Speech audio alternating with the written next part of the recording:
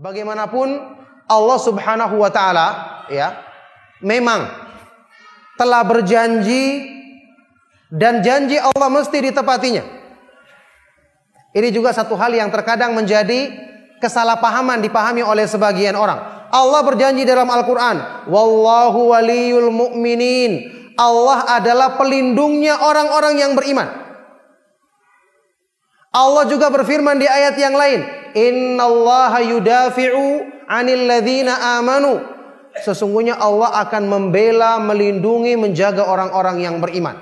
Lantas salah seorang hamba dengan pedenya mengatakan, saya akan beriman, akan dijaga. Tidak mungkin mengikuti pemahaman saat tersebut. Tidak mungkin terjerumus ke dalam perbuatan bid'ah.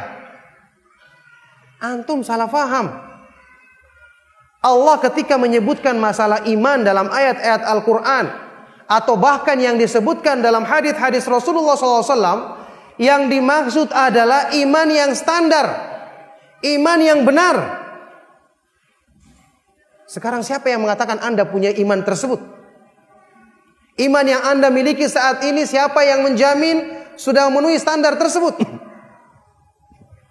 Ini yang selalu disalahpahami oleh manusia. Allah itu ketika menjanjikan sesuatu, Allah menyebutkan syarat.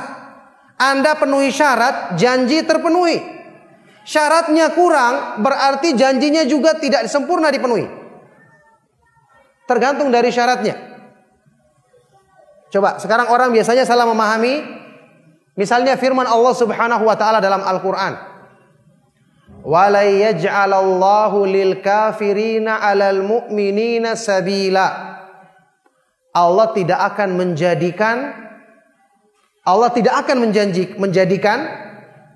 bagi orang-orang kafir jalan untuk menguasai orang-orang yang beriman. Al-Quran tidak mungkin salah kan? Kita ulangi, apa artinya?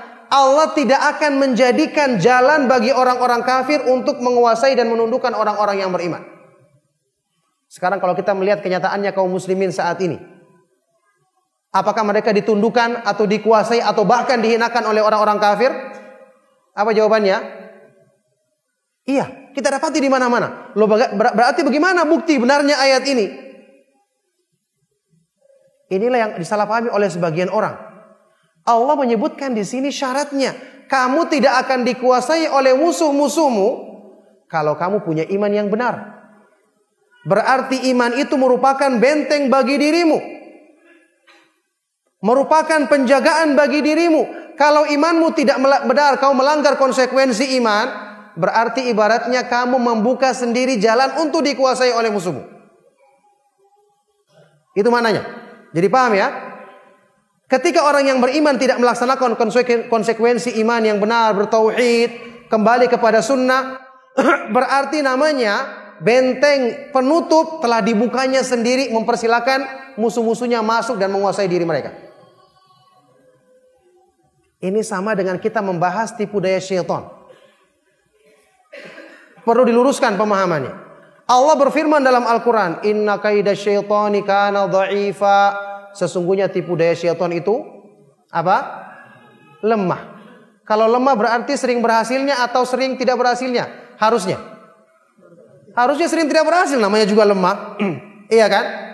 Di ayat yang lain Allah Subhanahu wa taala berfirman tentang kekuasaan syaitan. Innahu laisa lahu sultanun 'alal ladzina amanu wa 'ala rabbihim yatawakkalun. Innama sultanuhu 'alal ladzina yatawallawnahu wal ladzina hum bihi musyrikun. Sesungguhnya syaitan tidak punya kekuasaan. Ini kabar gembira bagi orang yang beriman. Syaitan tidak punya kekuasaan terhadap diri orang-orang yang beriman dan selalu bersandar kepada Allah. Hanyalah kekuasaan syaitan itu bagi orang-orang yang loyal kepadanya, mengikutinya, berwala kepadanya, dan orang-orang yang melakukan perbuatan syirik, menyekutukannya dengan Allah. Lihat, syaitan tidak bisa menguasai kita. Tapi apa yang terjadi? Apa yang maksudnya ayat ini? Allah menyebutkan syaratnya, yaitu ketika Anda beriman dan bersandar kepada Allah dengan benar, selalu bergantung kepada Allah. Kenapa? Kalau bersandar kepada diri sendiri, diri kita lemah. Tapi yang terjadi sebagian manusia justru membuat jalan untuk membukakan pintu bagi syaitan menguasai dirinya. Kalau sudah begini, la yalumanna illa nafsahu. Jangan dia mencela kecuali kepada dirinya sendiri. Bagaimana manusia membukakan jalan bagi syaitan untuk menguasai dirinya? Yaitu dengan memperturutkan hawa nafsunya, yang merupakan tunggangan syaitan. Semua kotoran penyakit hati manusia bersumber dari hawa nafsu.